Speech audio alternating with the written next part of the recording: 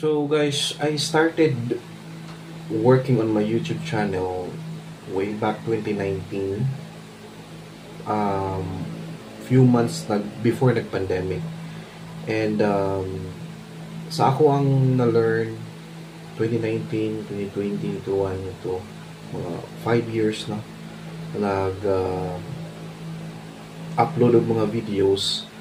Ang kini nga question nga unsa kay buhaton para dili ta ma-discourage, dili ta mawagtangan og kanabang content or gana sa pag-upload sa itong mga channels. Kisa ako sa mismo na mga times yun nga pila ka months di ko ka-upload, pila ka weeks no nga mawata. So ang ako ang nakita ana nga problem lang dyan is yung ang imuhang kanabang pag-set og goal. So unsa may goal nimo kay sa ako mong goal ani ni siya. Akong goal nga 1,000 subscribers nakuha na ko siya sa dali kay nga panahon, which is for me I thought nga it will takes years before na po na siya makuha, pero months lang nakuha na ko ang 1,000. So na monetize ako siya. After that na yung mga months nga kanabang mawagtangan kagana kay ang imong goal mong good mga short term ra imo ang ipang target. So this time ako lang yung gustong i-share sa inyo nga once mag-create mong channel yan ang monetize ninyo, especially sa YouTube or sa Facebook page ninyo or TikTok, kanabang pagbutang mo og pag-set mo og long term goal ninyo, tinapon mo yung mga short term. Ang long-term goal mo na siya ay usa sa mga reasons why masustain mo, mapadayon mo ang pag-upload, hindi ka mawagtangan o gana sa pag-upload. Kinaamang kay long-term. So doon mga ma-reach nimo, ma-meet nimo ang mga short-term nimo, but ang long-term nimo naaalagya po na siya permanent diha, then it will let you continue, no? Mo-continue lang gihapon ka, padayon lang gihapon ka sa imuhang pag-upload sa mga videos, ma-motivate lang gihapon ka. It's because you have this long-term goal.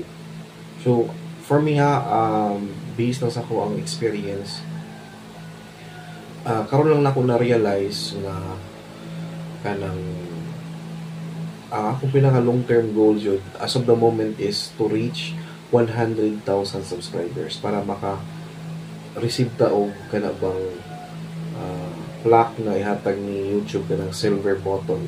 So mo ni pinaka long term goal nako, which is karon lang nako na set.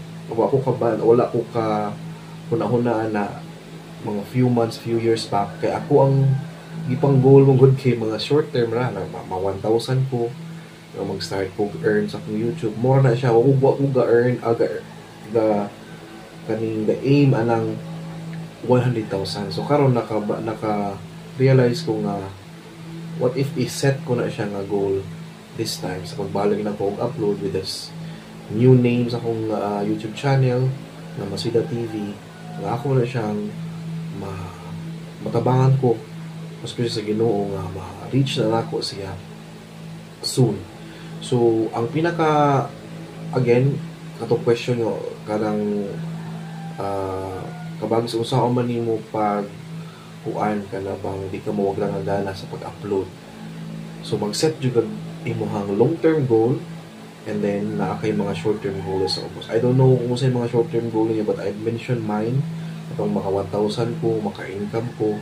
Then wala nalimot kog set aning pang long-term nako nga 100,000. So kung ma-reach na niyo 100,000 mulong himo na sa long-term goal 1 million na sad ka or half million sinana siya dapat.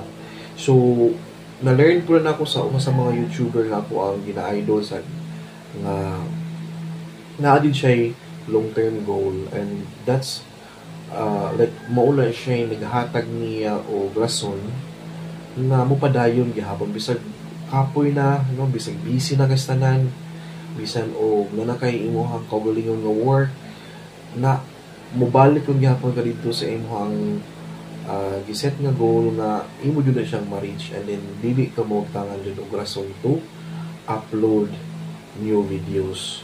So mao na siya akong ma-share nga pag-set jud ta og long-term goal na to. Ay kalimot kay mostly magud nato mong failure ta or wala ta nagpadayon may uban diha na naundang bisag monetize na ilang YouTube channel na wag ta nga gana for them na wag tangan sila og content. For me dili man wag tangan og content for as long as kanang naay nag-fuel nimo ba mo to imong long-term goal nga imo yun na siya kabton.